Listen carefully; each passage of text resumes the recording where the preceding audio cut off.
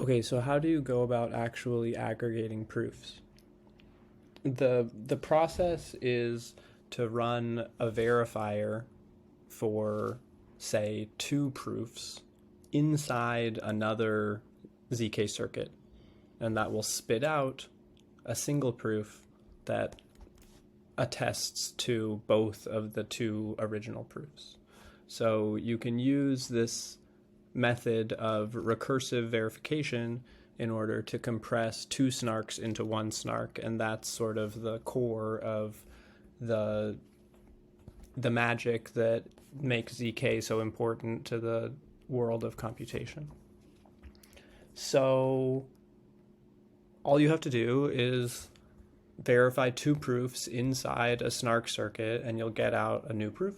And that's the sort of technical core of proof aggregation. If you want to do this with RISC Zero, all you need to do is run the verify command inside the zkVM, and our proof composition technology sort of takes care of everything behind the scenes. So if you want to understand how composition works, you can dive into the study club on composition. But as a developer, if you have a bunch of proofs that you want to aggregate, all you need to do is run verify inside the zkVM. Now, this assumes that they are RISC Zero proofs that you're trying to aggregate.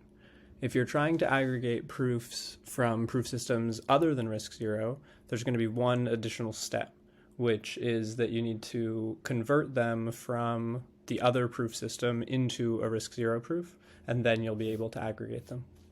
So in order to do that second step, or I guess the first step, the other step, you're going to need a verifier that will run inside the zkVM that will verify proofs from your other proof system.